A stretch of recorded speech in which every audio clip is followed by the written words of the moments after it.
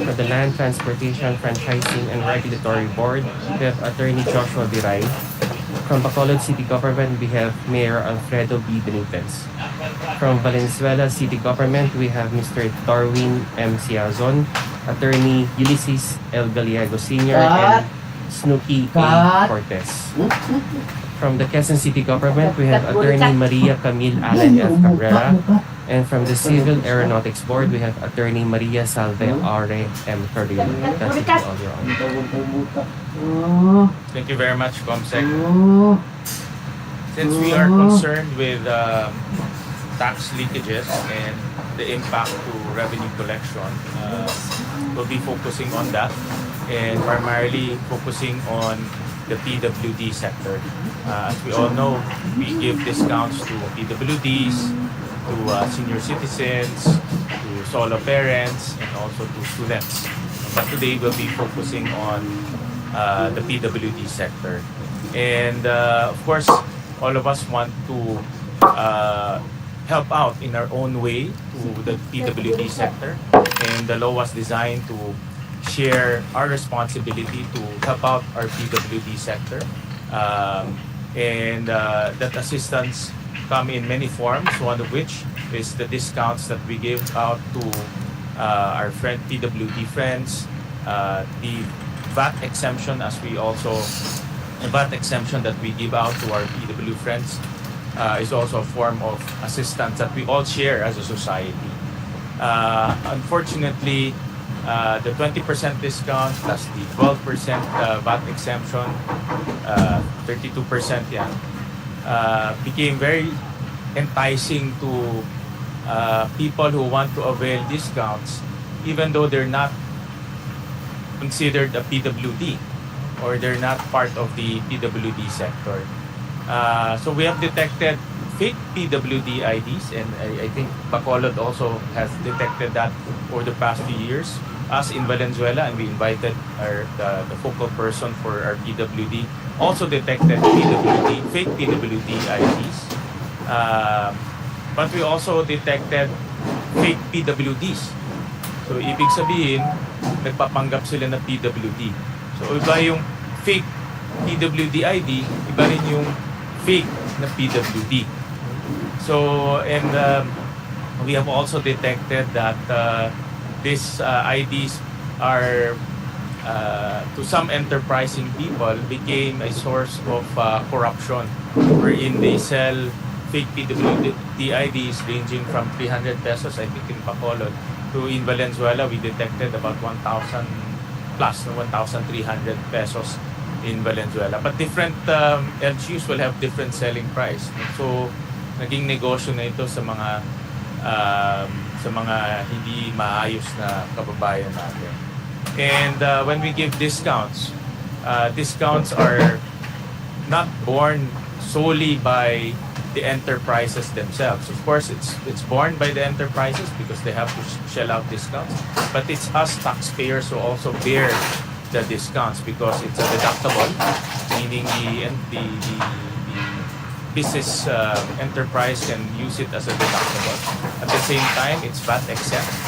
So it lowers down revenue collection of government. It lowers down the distribution of revenue to the local government units and to the other components of government.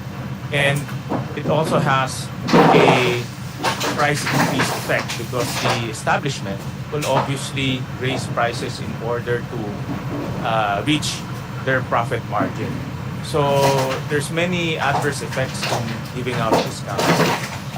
Although giving out discounts to the right people, to the right sector is our way of assisting them. But giving discounts to those who are not eligible for discounts creates a distortionary effect to revenue collection, to tax collection, to price increases, and it affects all of us because we share on those distortionary effects. And we'll discuss that in detail later on. So with that in mind, we want to call on the BIR to discuss with us, just give us a preview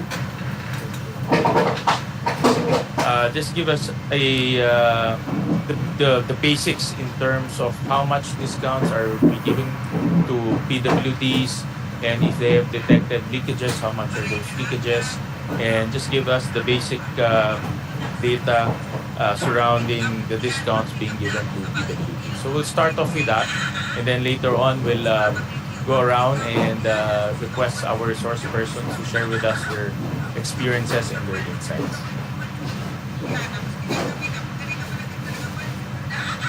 So we'll start off with uh, the BIR. Good morning, Your Honor. Good morning, everybody. Your Honor, we actually prepared a short PowerPoint presentation which we sent last night to the committee. Are we gonna present it already? Yeah. Go ahead, go ahead.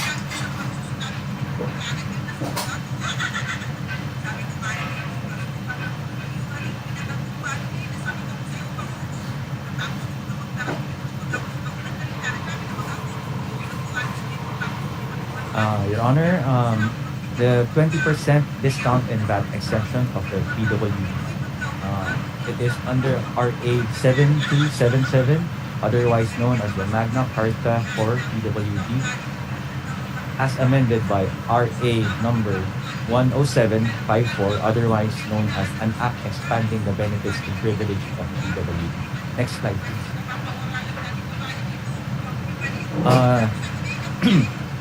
These RAs are regulated by RR number 5-2017 by the BAR and also amended by RR 9-2019.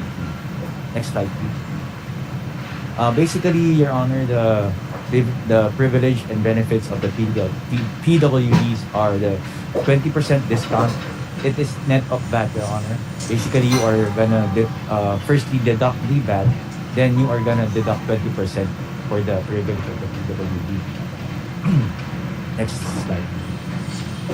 Here, Your Honor, we have enumerated the benefits with the inclusions of the benefits, Your Honor, that the PWDs are entitled to. Firstly, the hotels and similar lodging establishments and the like, places of culture, leisure, and amusements, all drugstores regarding the purchase of generic and branded medicine and dental services, including diagnostics, laboratory fees, and professional fees of attending doctors, Your Honor. Domestic air and sea transport, including land transport and similar infrastructure, funeral and burial services for the death of the PWD. Your Honor, this list are also provided in the law itself. So we can say that it is not a catch-all 20% on everything, but it is only based on these on the list provided in the law. Next slide, please. Under the same law, it is also provided a special 5% discount on.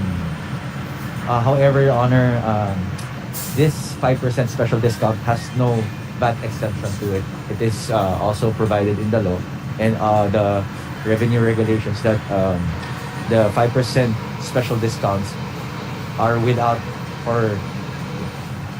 without exemption from VAT. This 5% are usually seen in grocery stores where a PWD or senior citizen has a discount of 65 pesos on its maximum grocery of 1,300 a week.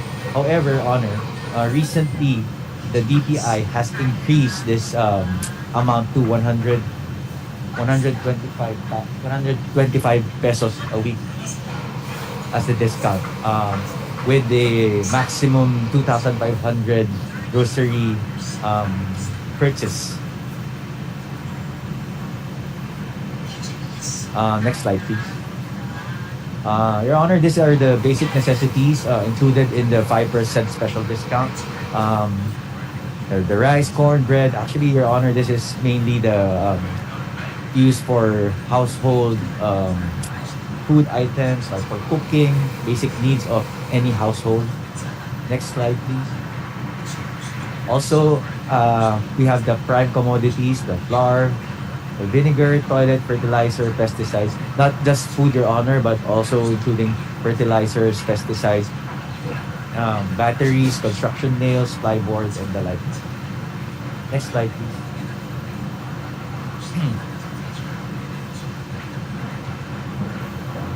The Filipino PWDs may, upon presentation of any of the following, may have the privilege or are entitled to the PWD discounts.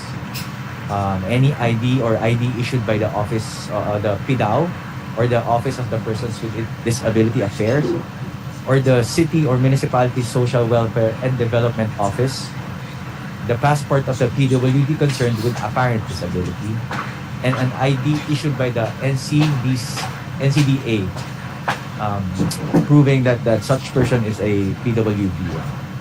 Next slide. As mentioned a while ago, the PW discounts granted to the PWDs are not, or it's not solely borne by the establishment, but is also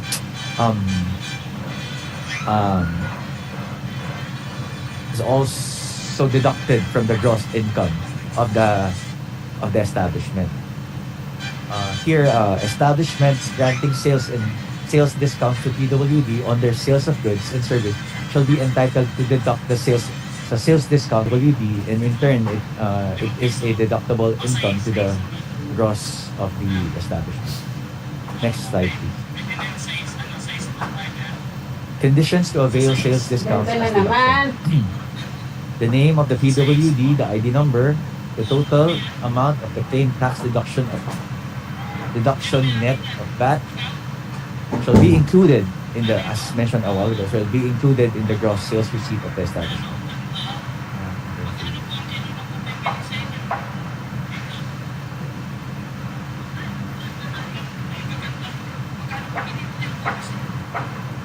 Next slide, please.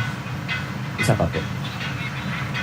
Here, there is we provided a simple computation for the VAT exemption and 20% discount. For example, the total amount of the purchased product is 1,120. You first deduct the VAT to get the net amount of the product. Then, after deducting the VAT, you deduct the 20% discount to get the total amount due for the PWD. So here, 1,120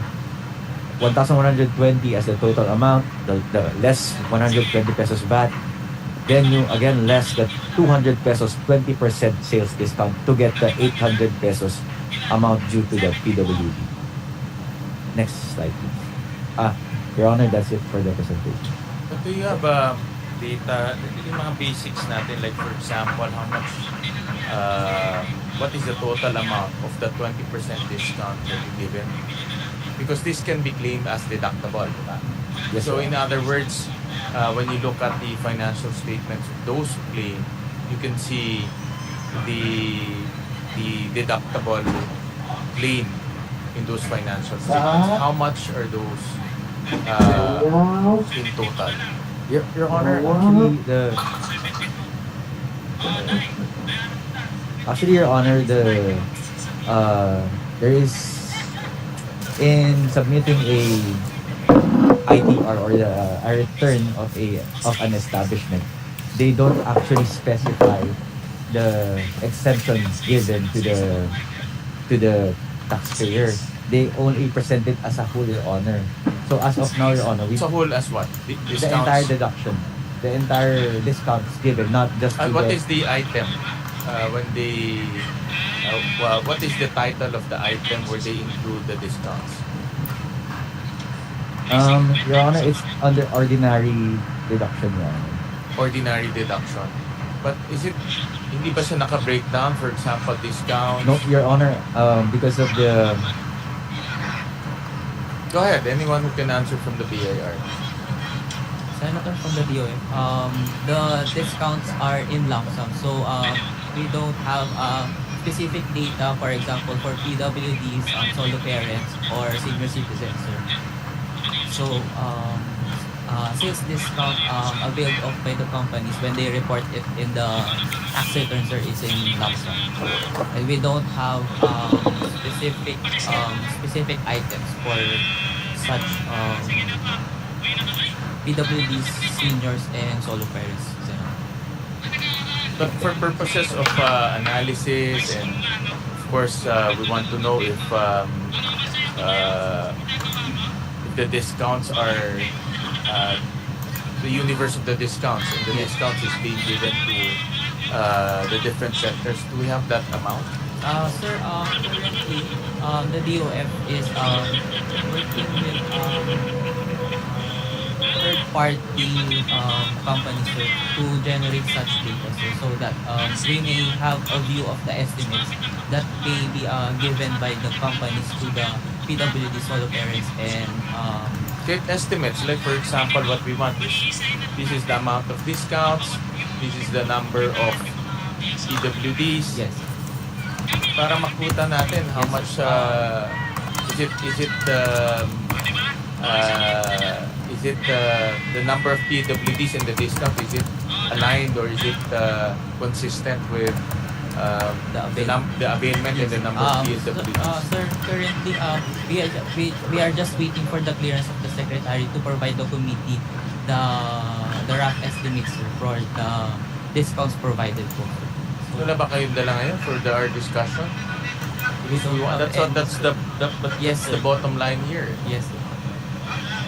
We want to know how much are we giving away in terms of discounts, and then we will dissect that from those that are legitimate and those that are not legitimate.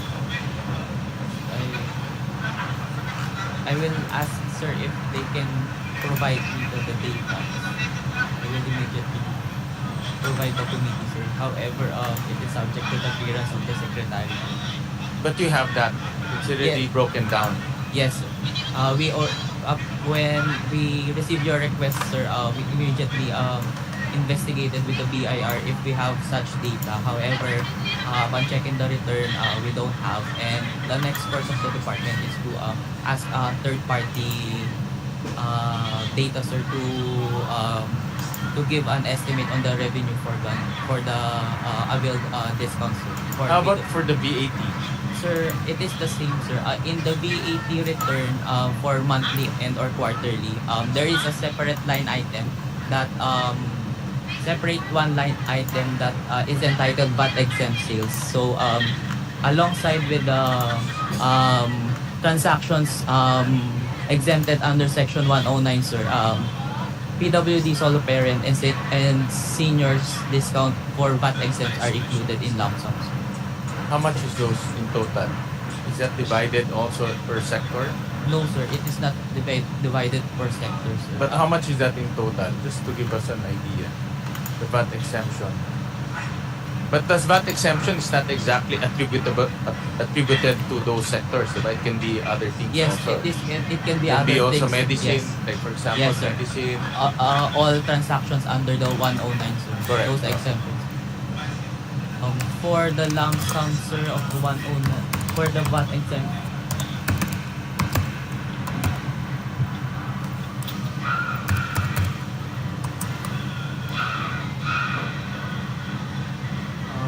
sir, we will further check for the lump sum amount of the VAT exempt sales. However, for the specific discount, VAT exempt discounts provided to PWDs in this case, we cannot provide, sir, since the companies are reported to the BIR lump sum. We cannot segregate it. We have some internal estimates, but I'll show it later. No? It's just based on proxies that we use. On the other side, do you have any data on the leakage? For example, fake PWD IDs, and then the equivalent amount that was forgone because of that fake PWD IDs. Do you have that data? Sir, mentioned earlier, such data, sir, is subject for clearance by the Can you get that clearance now before we end the Yes, sir. hearing? I will ask. Show it to us. Andyan na rin kasi. All you need to do is just clearance lang. So can you request so that we can complete the discussion today? Can you get the clearance? Yes. So that before we end our discussion, we can, because that's the meat of the discussion right now, the foregone revenue and the leakages.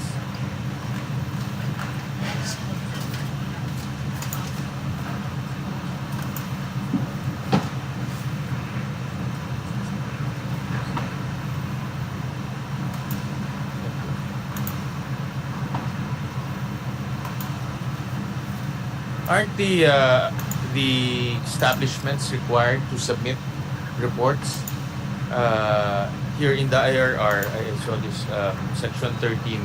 The records of sales of establishments claiming tax deductions must contain the name of the person with disability, his or her PWD identification card number, if applicable, and so on. Aren't they supposed to keep those records? Your Honor. Yes, Your Honor, they are, Your Honor. However, these records, Your Honor, are not reviewed, are not 100% reviewed, Your Honor, because we have the system of post-audit, Your Honor, and not all establishments are being audited 100%.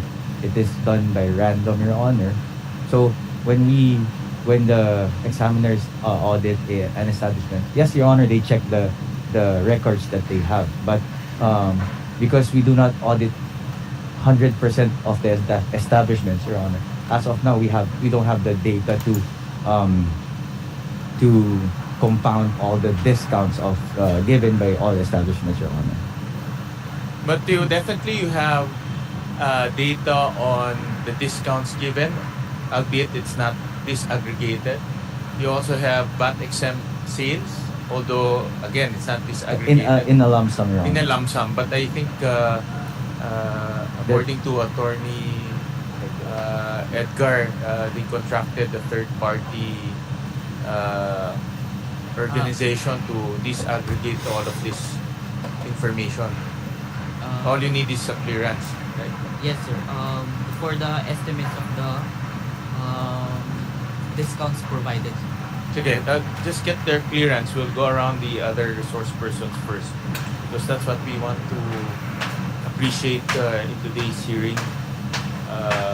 The amount of discounts given, particularly to PWDs and DVDs, aggregate that to those that are coming from fake PWD IDs. Although we'll show you later on our estimate once we go around the table. We'll also hear from NCDC, the National Council on Disability Affairs, being one of the primary agencies tasked to overlook this activity, and we want to get some basic information from NCDC, especially on how these IDs, because the way we are operating right now is PWDs can avail of the discount once they present their IDs. But as we all know, the IDs are given by the different local government units, 1,600 plus different local government units across the country. And there's a process. They will show their medical certificate, and once the medical certificate is shown, they'll issue an ID. But to be honest about it, there are a lot of LGUs, or maybe all LGUs, maybe later on we'll hear from Bacolod, who do not validate or do random validation or do not completely validate, or they just give the IDs based on the submission of the medical certificate. Ako, my experience, to be honest about it, may mga kaibigan ako na manginginom pero may PWD IDs. Gabi-gabi, inom ng inom, gabi-gabi, gimmick ng gimmick, pero may PWD ID. That goes to show that and the PWD ID is authentic, issued by an LGU.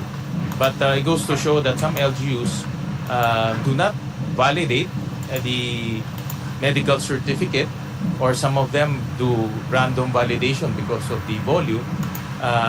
But it goes to show the loophole in our system. No? So we want to understand how we can plug that loophole, and with that we call on NCDA to give us their presentation and also give us their recommendation.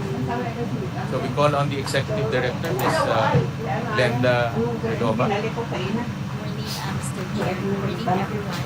So we have a PowerPoint presentation submitted to the committee secretariat. Can we have it? Comsec, can we flash the PowerPoint? So just the background. So NCDA, we are the secretariat of the NCDA. However, NCDA is composed of the 13 government agencies plus 6 individual representative of organizations of persons with disability. So the 13 agencies are the agencies who has direct implementation of programs and services for persons with disability. So probably we can go straight right away to the process of getting the ID. Okay, so it's in slide number 9. So the NCDA mirrors the data coming from the Department of Health. So the Department of Health is the depository of the Philippine Registry of Persons with Disabilities. So currently we are now on the version 4. So the different version represents the different categories of persons with disability. So next slide please. So for the 4th version, so these are the process of requirements in the issuance of persons with disability ID.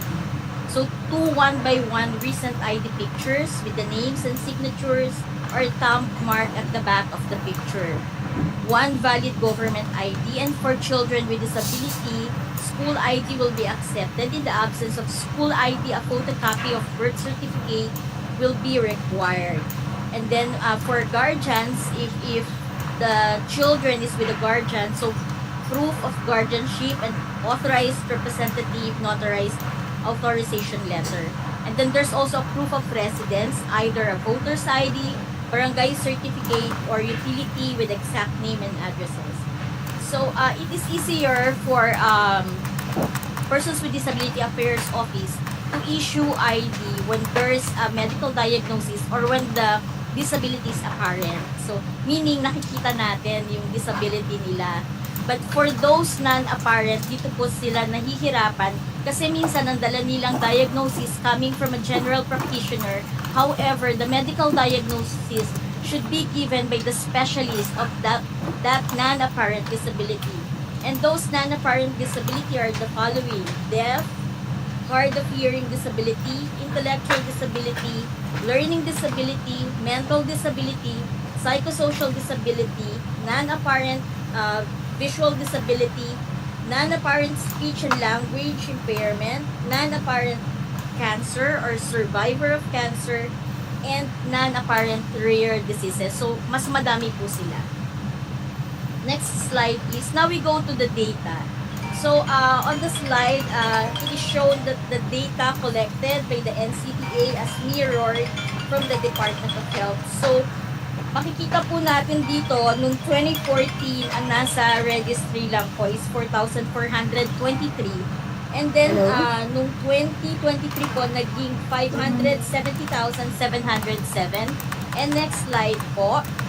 So, now in 2024, we have a total of 1,949,287 po as of December. So 1,658,578 are active, 290,709 are inactive. So how do we say inactive? So reported by the PIDAO offices na wala na po yung persons with disability or nag-pass away na. Some of the IDs are expired, so tinatawag po silang inactive. And meron po mga disability like yung stroke na nagkaroon sila ng disability but then recovered. So inactive na po to. And there was a time when the DOH offered for an online application for ID. Meron pong apply online but hindi po na tinuloy. So wala pong nag-prosper na ID and they were tagged as inactive po. So next slide please. So on that slide po is the prevalence of type of disability as of December 3, 2024.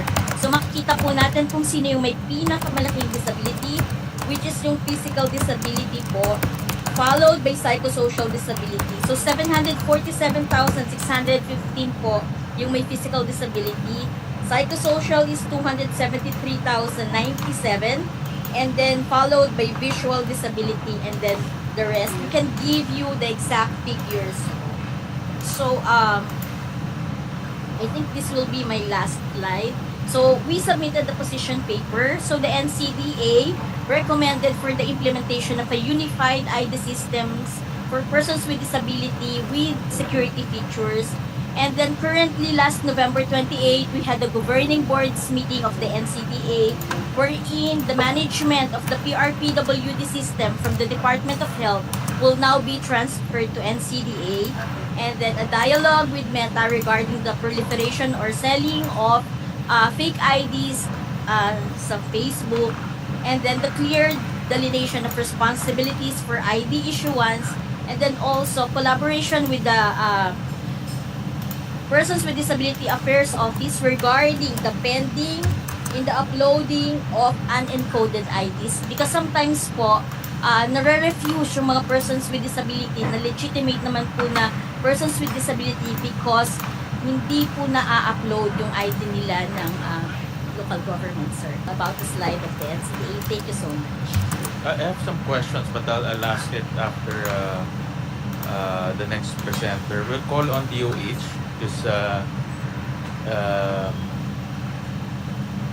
the presentation of NCDA and DOH are quite related. So we'll go on with DOH first, then we'll open the floor to some questions. So we'll call on DOH. Good morning, Mr. Chair. On behalf of the Department of Health, we will present the Philippine Registry for Persons with Disability System.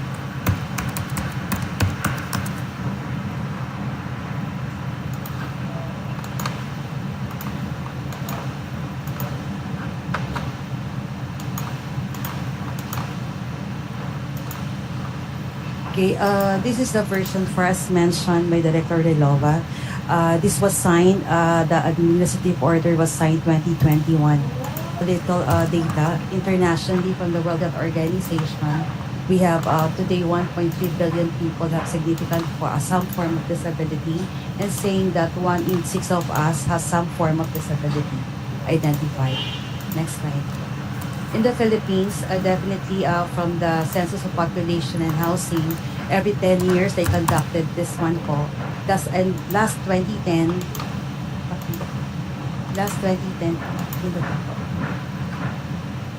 okay, we have about 1.443 million persons, or 1.57% has some form of disability identified during the 2010 Census of Population and Housing from PSA. And also identify that male has a ratio from 50.9% versus the females, which is a little bit higher lang po.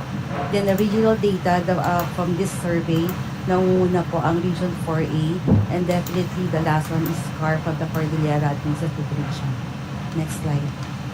And after 10 years, they also conducted again another census from population and housing, and the result is based on the functional difficulty po, it's about 8.7% identified from this functionality.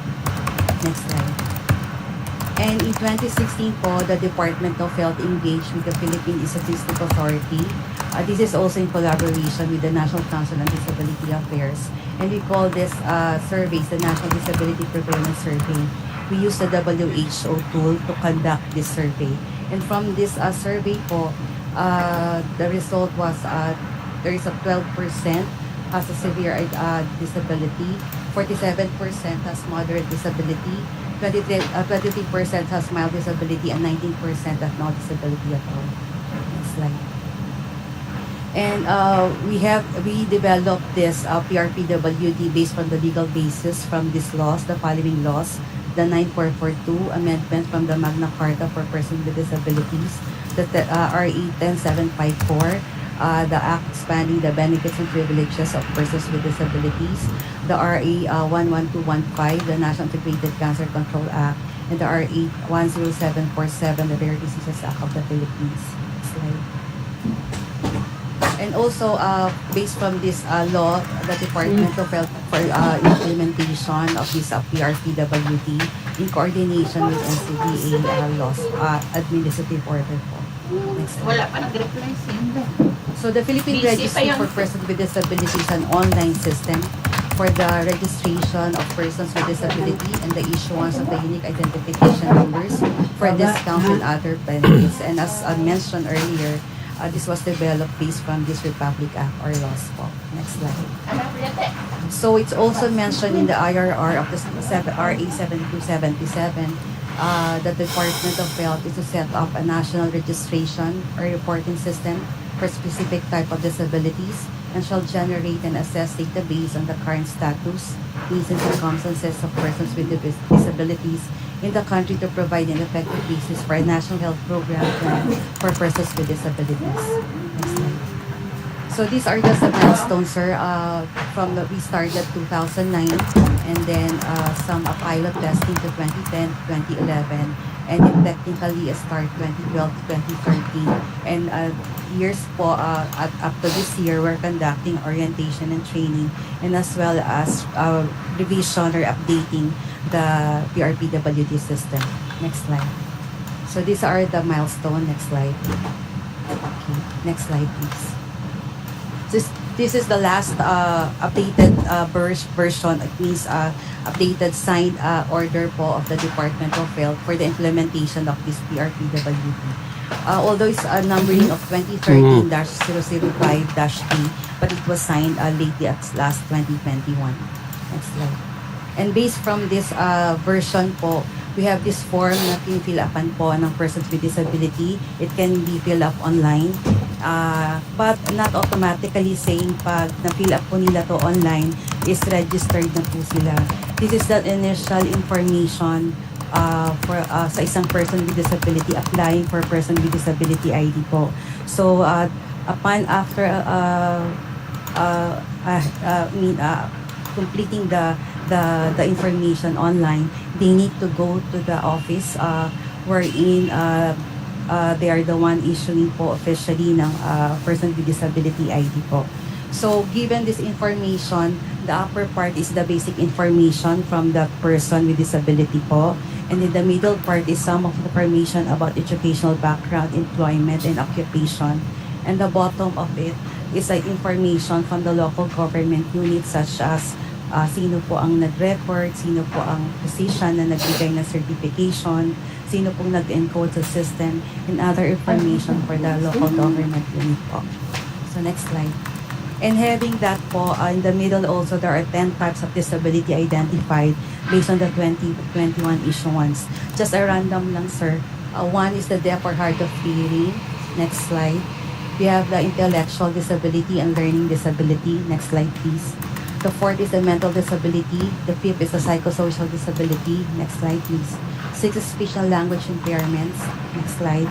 Seven is visual disability. Eight is the physical disability wherein the past version po that we have the orthopedic type of disability, but in this version po, it is part of the physical disability, orthopedic disability. Next slide. Due to law po, RA 11215, that cancer is considered po as persons with disabilities, whether you're a survivor or persons having the cancer or living with cancer po. Next slide. Lastly is the rare diseases by virtue po ng law, RA 10747. It means that meron pong official listing po ng mga diagnosis to na masasabi na sila po ay under ng rare diseases po. And this is in collaboration po ng Department of Health with UPNIH. And may in-issue po ang Department of Health what are those diagnoses under rare diseases po. But still, says based from this law, they are considered persons with disabilities. Next slide. This is just showing you the person PWD-ID po issuances. This PWD-ID po mga guidelines. This is in collaboration with NCDA. Kaya po itong ruling po na or guidelines, this is based from the National Council on Disability Affairs, AO po, on how to avail a person with disability ID. So next slide, meron po yung applicant for the ID renewal. We're showing it to you that this is part po ng system or process kasi po once na nag-apply po sila ng PWD ID sa local government unit, definitely pag nabigyan po sila ng ID, it means na they are considered already a person with disability. But the information must be encoded to the system of the Department of Health po, to officially registered in the system. Next slide.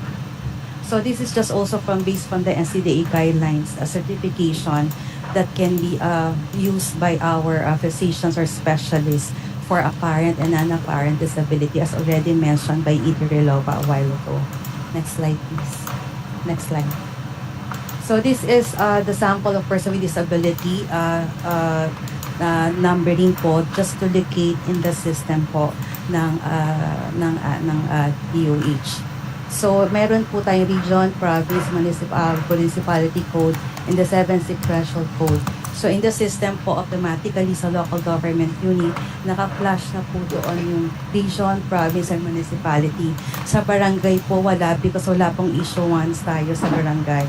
In the sequential 7-digit sequential number coding po, this is how it in per locality po na nag-i-issue, per city na nag-i-issue ng PWD ID. Malalaman po natin by the numbering po. So kung 2,000 na, it will reflected na 2,000 na po ang kanilang nabibigyan po ng person with disability ID. Provided po na ito po ay ini-encode sa system.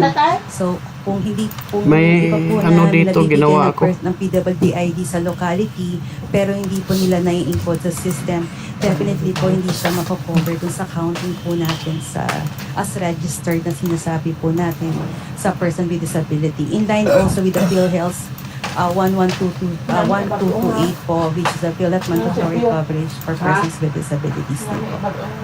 Next slide. Just a screenshots lang po. Next slide po.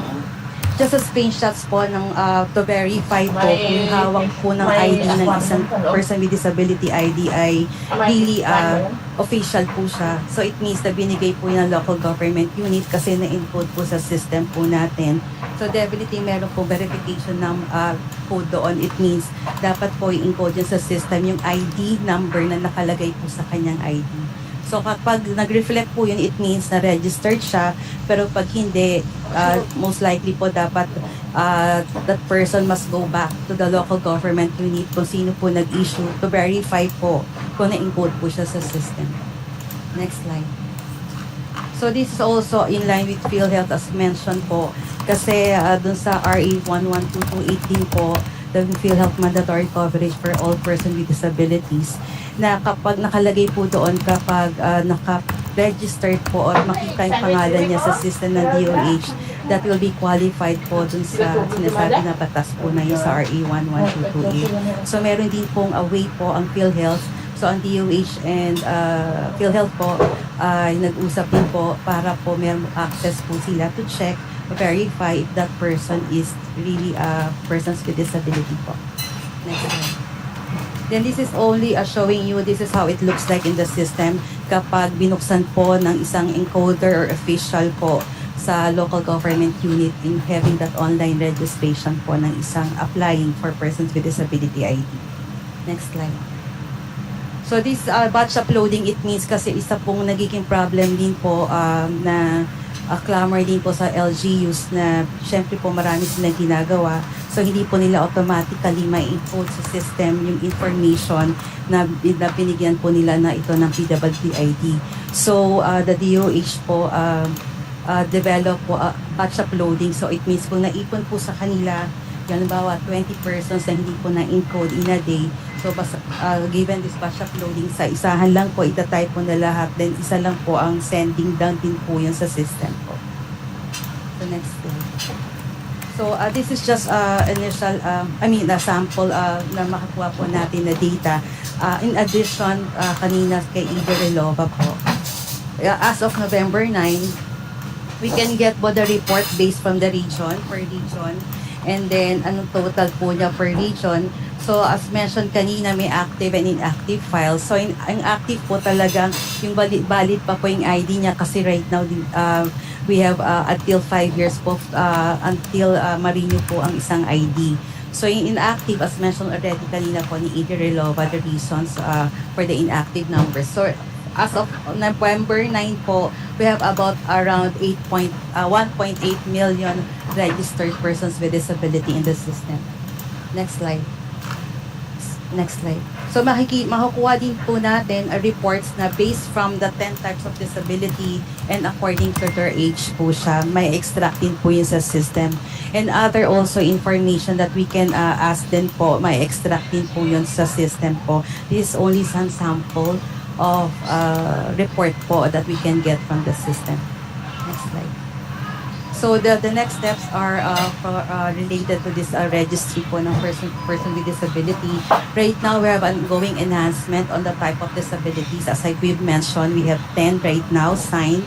But every now and then po, kasi since this system started po, we revisited po already 4 times na po. And this is the 5th time that we're revisiting the categories of disabilities. And soon, masign po sana siya before end of the year po.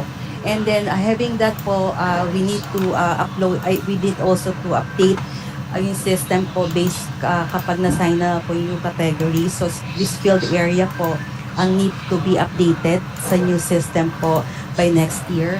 And then I already also explained about the health membership database integration so that it's easier po to check ng field health if these are persons with disability po registered in the system. And lastly is the transfer of the Department of Health of the system to a National Council on Disability Affairs Office.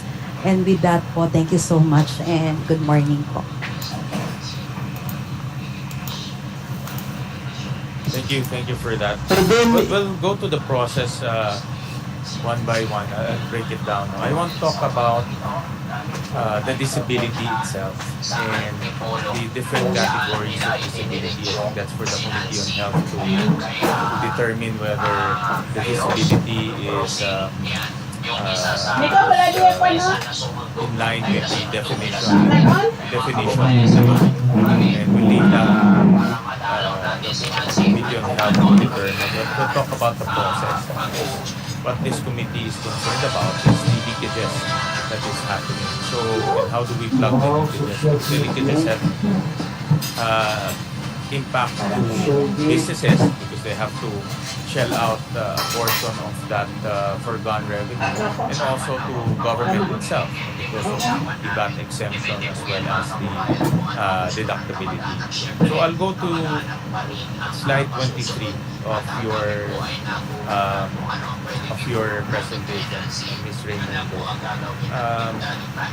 I saw in your presentation that to apply, you have to present the certificate of disability for a parent and non-parent. This certificate is doctor certificate. Tama po ba? Yes, sir. Can you show slide 20? Alam ko na yung tumawag sa akin, Halansari. Ano daw? Promotion nila pala. Pumag-send ako sa ano nila. Sa... So, well, Hindi. slide before that. Kasali ako sa Rockpool. There, certificate of disability for a parent and non-parent. This is doctor certificate, I would assume. Yes, sir. And are LGUs mandated to validate the certificate? Are they mandated to, let's say, call the doctor or do random checking? Because nung congressman ako, I've also with Mayor Albi, but when I was a congressman and we normally give out financial assistance, we also detected fake fake doctor certificates in order for them to get government assistance. In fact, that was rampant RCT for a Ang while. Lansari, We filed cases. But Nagpadala our ka sa LGUs Gcash mo, mandated 25. validate those 235. doctor Eh, certificates bakit ka babayad ng under the 25 may IRR tender or house under dyan, oh? your guidelines. Saan? Sir, the said guidelines are Saan? under the NCTAO Sinway? because the DOH and Gcash? NCTA Tender collaborate ham? po with this Pero system. anong transaction? However, sir, kaya yung recently, sir, na issuance namin ng version for Science 2021 to check then and also help the local government to if the certification on disability is real. Meron po doon sa system kanina na dapat i-encode doon kung sino yung physician po na nag-certify dun sa taong po na yun para po ma-check din po definitely ng LGUs po kung official din po or I mean, it's really yung certification is coming Lulo nga, nagmahal na rin. from the specialist or from the doctor din po that really certifying that person has some form of disability, sir. CDA is your executive director. Are LGUs mandated to validate or is that's their own volition to validate? It's the prerogative, sir, of the LGU. However, the NCDA is regularly conducting capacity building with the Persons with Disability Affairs Office regarding the validation and assessment of the application of persons with disability. So they're not in other words it's the LGU's own initiative to Yes, sir. validate. Yes. Especially when they detect fraud on the ground. Paglapit. They validate. Next is itong issuing office, they have to upload, check and or verify, correct? In that process that you itong slide na ito. Yes, sir. As much as possible, we encourage po the LGUs na yung pinibigyan po nila ng PWID, the information po must be encoded in the system. Correct. So they need to upload those information. And how many LGUs are uploading on a regular basis? Anyone? DOH or NCDA? Do you have that data? Bukas pala pasok ko. Are all LGUs? We have 1,600 LGUs. We have at least 1,000, more than 1,400. There are less than 200 who haven't uploaded yet. So there are 200 LGUs who do not upload at all. Yes, sir. That's why we gave them computers because before they're saying that wala daw po silang equipment to upload the system. So that's why the NCDA took the initiative of giving one computer each municipality. So baba ng data ngayon po. Wala pang 1 million ngayon po. Shoot up. So meron pa po kami i-distribute ng mga 170 computers. Okay, you distributed the computers to the different PDAO office Yes, sir. so that they can upload. But in your data, first, is there a mandate for them to upload how often? Monthly? Yes, sir. We push them to upload immediately once po na nag-apply po yung ating persons with disability. But the uploading, I saw kanina, it's not in real time, correct? It's uploaded in batches. Yes, sir. Kasi ang common pong complaints na kukuha po namin sa mga PDAO offices is offline lang yung system or mahina po yung internet nila kaya po hindi sila makakapag. Can you flash slide 33? Seems to me that this seems to me that the uploading is done in Excel. Tama ba? Can you use the attorney Lapa? Go ahead, so that we can record everything. Bali po, ang uploading po nila, sir, naka-master list po siya. Ang tawag po nila before, it's a master list. Yun po yung list ng lahat ng na-issuean ng ID.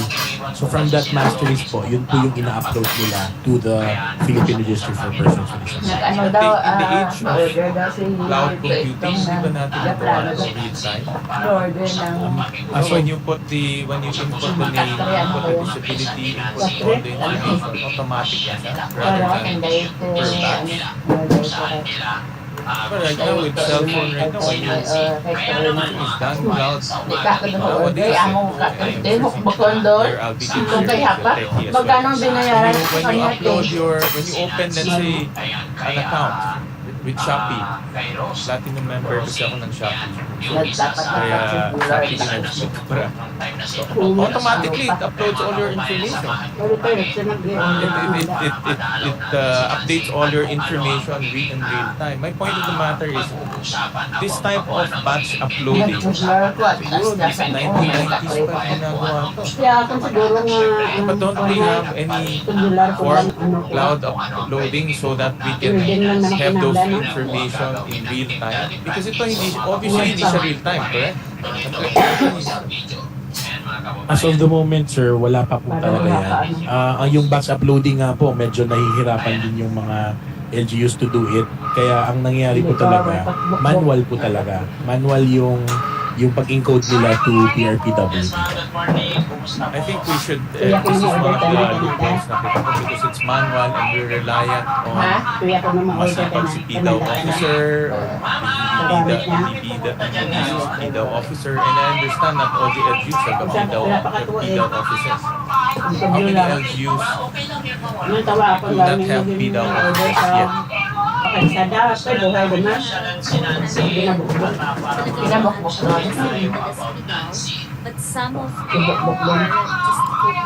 Focal person lang. But in the law, office or focal person, depending on the size. Should be depending on the classification of the municipalities. So it is highly recommended that it LGUs have, Kung na ano how siguro, many hindi LGUs sa do ano, not have yung... PDAW officers?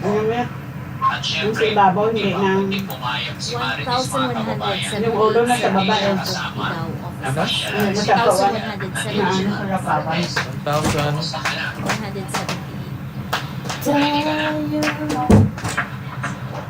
So meron po sila focal lang po. focal person. Focal person. So there's only one person, in other words, as opposed to an office where you have assistants and all of those.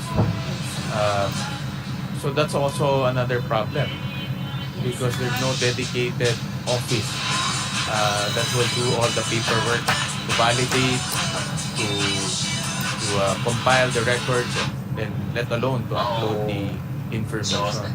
Yes, sir. That's why po pinaprank din po ni Secretary Rex na to include it in the seal of local governance to encourage LGU to really put up PDAW offices, sir. But in the law, it's so it's is it? But in the law, it's mandated. It's not encouraged, correct? Yes, sir. It So first to third class right, municipalities. first to third class mandated sila. And then fourth and fifth class, they can assign a focal office. So maraming LGUs are not compliant Yes, to sir. the law. Kaya nasa kanay lang We should lumabas sa talk to ako. DILG and Ha? come up with a Kaya at saka joint na. circular. Ano ba yun? I think that will change Wala a nang lot of nine. things on the ground. Eh, Kaya because 11 yata. let's face it, Meron na. buhay natin as a LGU. Eh. Governing board meeting, we always ask the representative from the DILG to issue corresponding Stress. memorandum po Stress regarding ba? that. Have you issued any Stress yung ano. Minsan na po. joint circular with Labas yung DILG and ano. DSWD? There was one memorandum issued this year, but strengthening lang po, hindi talaga yung mandating the LGU to really comply. So, probably, sir, in the next governing board Can you, meeting, from a policy standpoint, can you, is DILG part of NCDA as a member? yes, sir. So can you, from a policy standpoint, I suggest you issue a joint circular to mandate the LGUs to already set up their own PDAW offices Yes, sir. rather than a focal person kasi can have multiple jobs. Some focal persons will have 2 jobs or 3 jobs. Hindi yan full-time na PDAW lang. Minsan, sports siya and then focal person ng persons with disability. So maybe it's about time to already come up with the dedicated offices in LGUs because that's what the law prescribes. We appreciate the recommendation and we will do that, sir. And actually, sir, most of the focal yun ding MSWDO, sir. Kaya ang issues and concerns ng persons with disability kasi heavily loaded na po ang ating mga MSWDO. Normally, it's the concurrent yan with the social services head and the PDL head.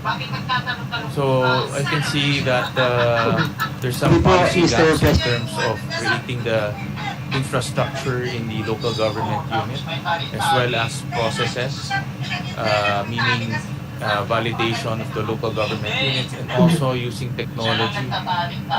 Kasi right now, it's really this type of uploading, high school pa yata ako, ganun na yung proseso. So, I think you should start using real-time cloud-based information. The reason why I say that, because this information can be open to the public. And later on, we'll ask Apollo to demonstrate to us. Because if this information is available to the public, the restaurants, the hotels, the establishments can just go to that registry and look at and validate whether this person is legitimate or not. Is the registry open to the public?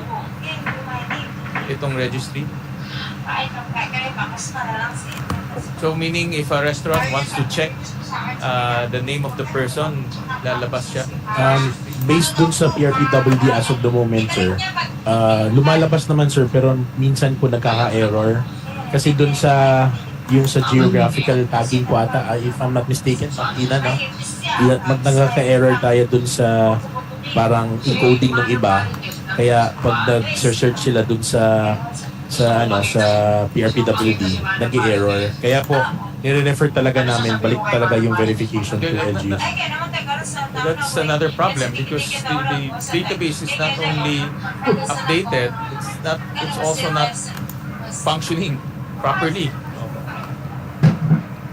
Oo, kasi parang It's always offline. may mga complaints po kami nare-receive po talaga na pag verify na nila dun sa PRPWD, nag-i-error po talaga. So, minsan po, hindi na po sila na, parang sinasabihan nila na hindi na daw po yung persons with disability yon kasi wala dun sa PRPWD. But pag nagre-refer naman po kami, sabi namin, please go back to the issuing authority para ma-verify. Yeah, but if you have 1,600 LGUs, you can all the different. Yung nakita namin from Davao, from Valenzuela, alang ang tatawag pa siya sa Valenzuela, hanapin. But it's not practical. Not practical. So, there's a big problem with the database and the registry. I suggest you fix that.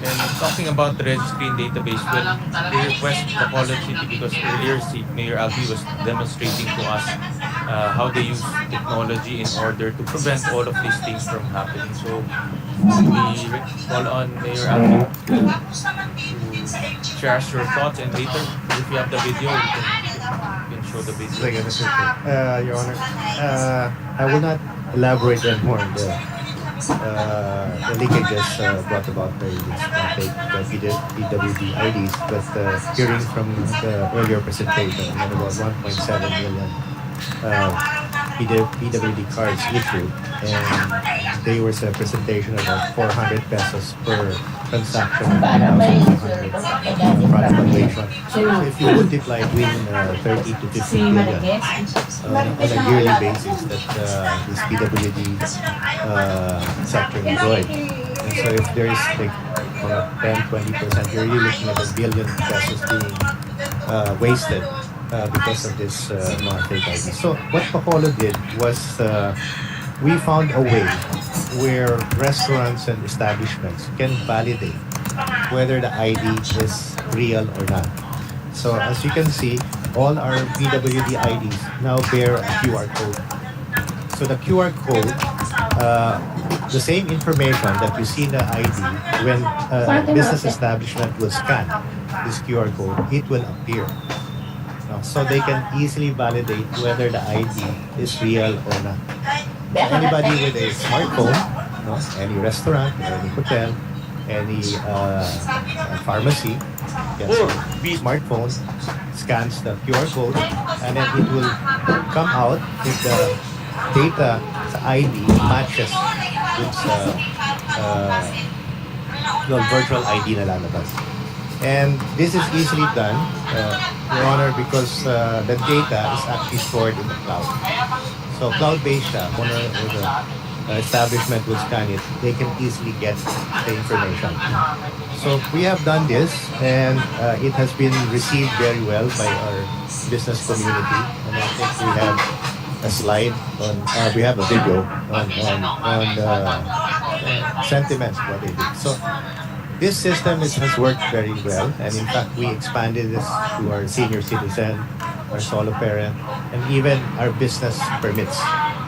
Because the general public can easily validate those documentation if it's real or not by just scanning that. So even business permit, pag nag-scan sila, nakikita nila, oh, valid to. So this will really protect us from and ascertain the validity of those IDs. And next na lang, of course, is the validity of the PWD. So we are also creating a QR code dun sa mga health certificates coming from our city health to ensure na yung certificate came from a legitimate source. So all of this is actually a system that the QR code easily can validate all of this information. And QR code is very simple na ngayon, diba? You don't really have to spend that much. It's just really a software that can generate. And since you will print a card, pwede mo na isama yun sa printing. So wala masyadong cost implications sa mga LGUs. But we have a video so that you can see how it was received in our city. Okay, let's play the video. One sec.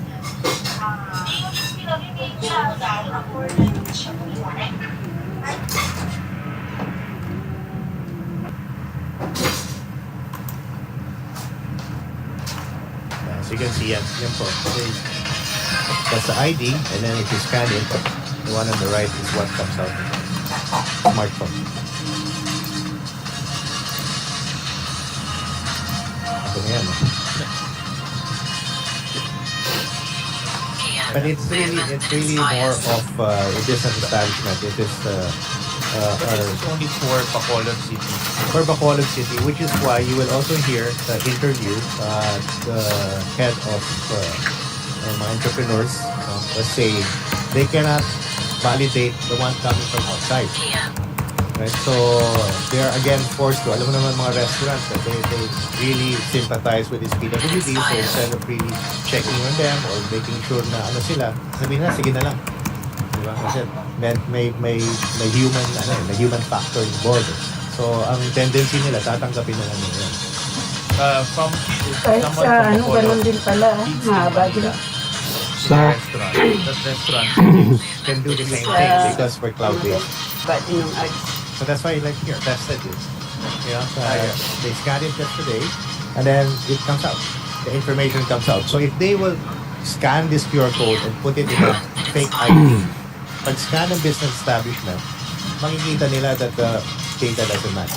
The information doesn't match. And so kung makikita nila, fake to. Walang skip. Although legitimate yung QR code, pero yung information attached to it, hindi tama. You also mentioned that you can validate the doctor's certificate. Of course, that's already internal. No, the certificate is attached to us so that make sure that if we look at the database, we do that. Can Bacolod donate it to DSWD? You know, it's very simple. You don't really need because it's really just a QR code generator, and then you just need a database, cloud-based, and yun. Executive Director, bakit pumunta nila kay Bacolod? Papihin nyo na lang and gayahin na lang natin. I mean, this is... We're more than happy. We have our IT head here and our DSSD department head also. Both of them who have been pioneers in this, and they have really been well received in our city. Unfortunately, we couldn't show the video for the testimonies of our constituents. Wala lang audio. Hindi, naka-mute eh. Can you... I show the...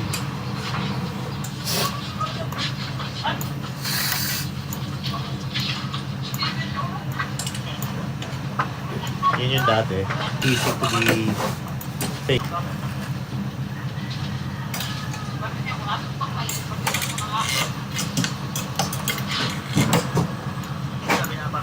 But basically happy sila. And you know, when we transition from our old PWD card to the new ones, syempre nung una daming nagreklamo.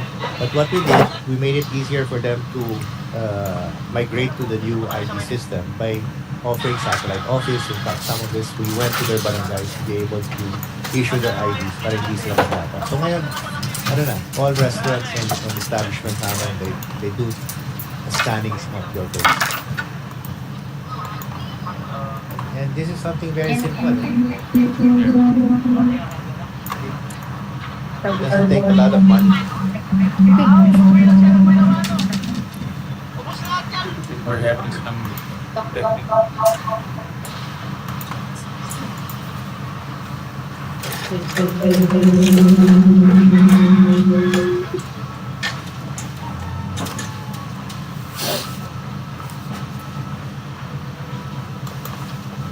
We're having technical issues, but I think everyone gets the idea. And real time. So once they input the data, it goes to your database, and Yes. then immediately Yes, because it's cloud-based. I think this is I think NCDA should just copy this technology. Magkaibigan naman si Secrets, and I think Mayor Alvi will be more than happy to Your give Honor, you madalas kami nag-uusap. In fact, we've been talking a lot about how to introduce technology, especially sa mga payouts and other things to make it more efficient. We would gladly, share this system that we have, and but so that at least they cannot move from one place to the other to create this fake ID. And I think the most important is that there's real-time validation, loading the information real-time via cloud. So that's the most important feature of this technology. But in short, we cannot solve this leakage without using technology. We keep on doing the same thing. Sila ng physical, tapos pa-upload tayo ng batch, tapos yung registry is not open to the public. We will have this problem 10 years after, ganun pa rin. So it's important to use new technology, and as proven already by Bacolod City, that it works.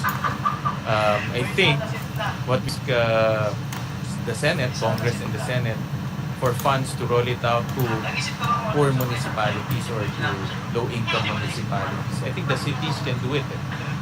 Valenzuela, Bacolod, the other cities, they have the capacity to do it. But for municipalities who are not, who have financial capability issues, then this is where NCDA can come in to help them. Mr. Since it's encoded already, you can put more information to it. And in fact, I was just listening to they couldn't segregate mga exemptions done by the sector. But once it's in the system, you can easily, every time they go to a restaurant, they can scan this and they say, oh, ito na discount na binigay sa kanila. So it becomes easier to track. Do you want to share, Mayor? I know that you had some experiences also with fraudulent PWD IDs. Bacolod had that issue. Yes. We were after mga fake business permits. So we were very focused and paying attention to how to apprehend mga fake business permit. And then may isang horror story na lumapit sa akin and saying, for about 300 pesos to 500 pesos, ngayon, it used to be the 1,000, 2,000. Ngayon, 300, 500, you can get a fake PWD card. And that's where I said then, let's expand what we did sa business permit sa mga PWD and senior citizen. And that's how we transformed our ID system na verifiable. Anybody can validate it. Still get reports of fake PWD IDs after this. Actually, wala na.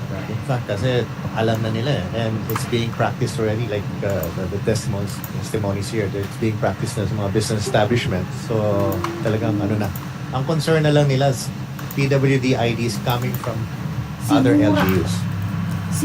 But for Bacolod IDs, they're really confident already that they can really validate it.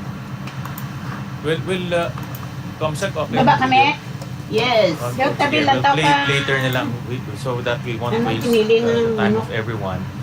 We'll call on, we'll segue to fake PWD IDs. Ayan yan. Okay na pala. So let's rewind and diba? Go to the pinakauna, ano.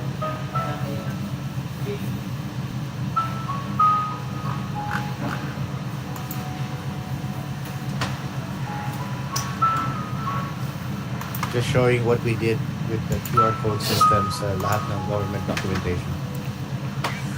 So it's not just be validated by us, but also the general public.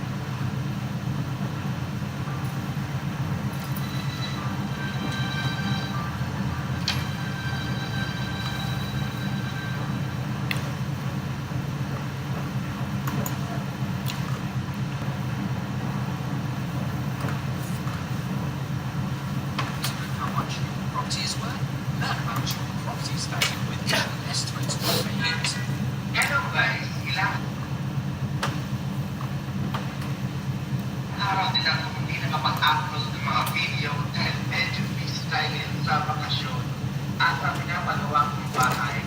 Actually, more renovation Saan, lang te? siya. Pero Sino yan, te? yung vlogger sa Dubai. magawa kong paupahan. At sa mga update ngayon sa mga buong sa Pilipinas, may reserver yung dalhin pa ako sa Pilipinas, ang inyong passport, ticket, at sa aking arrival card registration. May travel. May employment changes ay kailangan yung mag-verify namin yung bata sa follow-up weeks sa bansa kung saan kayo nagtatrabaho para matuto kayo updated dito sa POA sa Pilipinas. Pero sa kagaya ko ng puro isip kasi pala na dati na nakaka-uwi at babalik sa pareho ng employer at sa pagbabago sa employment status ay hindi na kailangan ng follow verified contract. Passport ticket, travel, arrival, Available naman ay yung mga follow verified contract ay mas maigi na dalhin nyo na rin.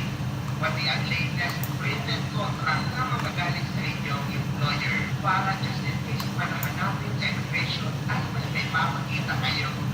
At sa mapabalik naman sa ibang bansa ng mga documented OFW. Sino tong pan ni, ano? Thank you for that Siren. information, and I think the NCDA welcomes donations. So you can donate your system to NCDA so that they will not start doing their Patay own kay Rafi Garcia, coding, and I think the best way, actually the best way to solve this is just to copy what works. I mean, ganun naman ginagawa ng mga LGUs. We copy from one another. I used to copy a lot of best practices. So I think this is already a set system, and developing a system like this takes time. How long did you develop this? Our IT is here, but Senator, very simple too. It's really just a QR code generator that we used, and then a simple database. So for sure, we don't mind because it's so simple and it's not expensive. So we're willing to share it or even allow this system to be used. Thank you for sharing with us your best practice, and definitely this can solve. I think this can solve the problem if this is rolled out nationwide. We'll move on to Bacolod. Valenzuela also had our fair share of fake PWD IDs, and we want to call on Ms. Nupi Cortez or the Attorney Bimbo, who can narrate to us their experience in so far as fake PWD IDs are concerned. And I know that we also have some pictures to show. But this goes to show that fake PWD IDs are real. Talagang nandyan siya. Of course, we cannot account for how many fake PWDs IDs are there. No? It's impossible to account. We have some estimates. I'll show that later on. But they are there. Are detecting that on the ground. So we'll request. We'll present Attorney Bimbo, who's also our counselor, who's also focused on curbing fake PWD IDs in our city, to narrate their experiences regarding this problem. Thank you, Sen. si Attorney Celine na magpe-present po ng PowerPoint presentation natin later. But I'll make the introduction. So, Mr. Senator, what we did is a three-step process. The first step that we did is prosecution. We filed the appropriate criminal cases against those who use senior citizen IDs. We also filed criminal cases against those who manufacture. Yung cases are still pending with the Office of the City Prosecutor. So the second step, what we did is to enter into data sharing agreements with large companies. We started off with Mercury Drugstore. The data sharing agreement focuses on information as to the validity of the PWD and senior citizen ID is the data privacy concerns. Ang nakita ko po kay Mayor Aldi, Mayor, if anyone can access the QR code. With the use of the data sharing agreement, we will limit the access to the sensitive personal information. The personal information controllers and personal information processors of the establishments. So kung ako po ay isang PWD, pumunta ako sa Mercury Drugstore sa ngayon, pinusenta ko. Mercury Drug has a database. Hindi ko kami kasintegin yung mayor, lang kami. Excel file lang kami. Password protected. We update this on a monthly basis. Nandun po sa counter, titingnan na agad kung valid pa yung fake ID, yung ID. Kung valid siya, then the transaction will proceed.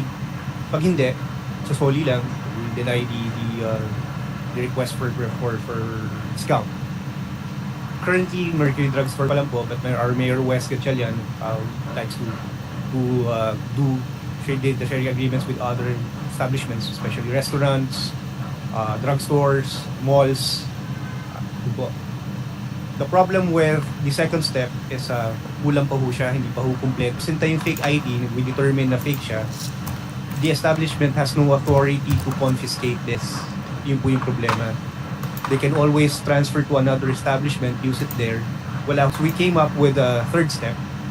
This is through an ordinance authorizing establishments, restaurants, lahat to, practically all establishments. The authority. So the grounds for confiscation are as follows. First, if the identification card on its face bears conspicuous and apparent tampering.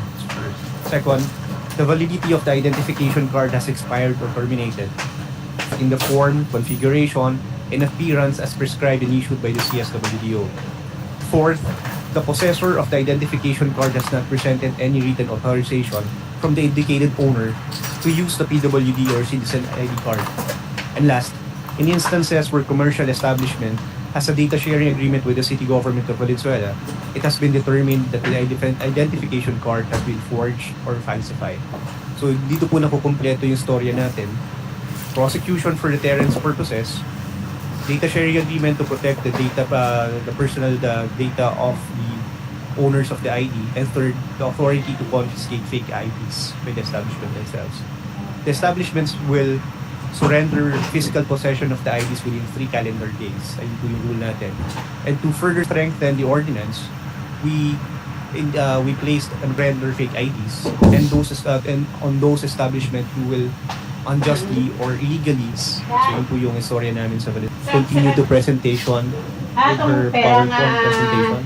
Salin dia? Pagpatayin dia? We also want to, is your PowerPoint link about assessment po kasi why was the law created, why was our ordinance created? can we go Laki first yun. to the fake IDs? Then, Because we want to put on record how LGUs have detected fake IDs, what the depth of these fake IDs. Let's start with that.